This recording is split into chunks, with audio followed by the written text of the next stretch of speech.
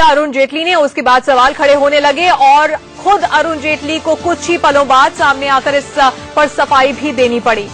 अरुण जेटली का कहना है कि बयान को गलत तरीके से पेश किया गया, उसका गलत मतलब निकाला गया, किसी को दुख पहुंचा है तो मुझे खेद है। सफाई में क्या कहा, सुनिए। One of the factors I mentioned was crime, particularly crime against women. And therefore I had emphasized strongly against crime against women as to how it hurts the whole country and hurts the tourism industry. That was one of the subject matters of this thing. I regret that that statement has been construed or some word that I had used has been construed as being insensitive. That was never my intention. I have always been very outspoken on issues relating to crime, particularly crime against women.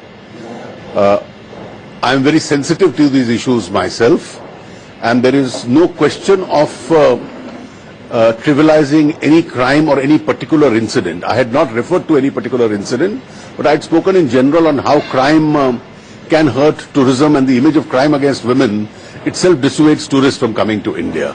तो आपने सुना कि सफाई में अरुण जेटली ने क्या कहा। राकेश कुमार सिंह हमारे साथ जुड़ गए हैं। राकेश, किसी भी नेता के लिए बहुत आसान होता है ये कहना कि मेरे बयान को गलत तरीके से लिया गया, उसका गलत मतलब निकाला गया, लेकिन हमने बयान सुना, अपने दर्शकों को सुनाया, जिसमें साफ अरुण जेटली कह रहे हैं कि छोटी सी घटना होती है रेप की, उसे बढ़ाकर दिखाते हैं, लाखों करोड़ों का नुकसान हो जाता है। देखिए तानिया, जिस तरह से वित्त मंत्री अरुण जेटली के बयान को लेकर जिस तरह से बहस छिड़ गई है और जिस तरह से आलोचना की जा रही है, चाहे बात कांग्रेस की जाए, आप पार्टी की ओर से लगातार आलोचना की जा रही है। अब विवादित बयान पर वित्त मंत्री अरुण जेटली की सफाई आई है और सफाई में उन्होंने साफ तौर पे कहा है कि किसी को ठेस पहुंचाने का उनका मकसद नहीं था और मेरे बयान को गलत समझा गया। तो ये वित्त मंत्री ने साफ तौर पे अपने ओर से सफाई दी है। और लेकिन राकेश, गलत कैसे समझा गया उनके बयान को? उनका बयान तो यही था कि छोटी सी घटना होती है, उसको बढ़ाकर पेश किया जाता है और उससे लाखों करोड़ों का नुकसान होता है। इसको गलत कैसे कोई ले सकता है?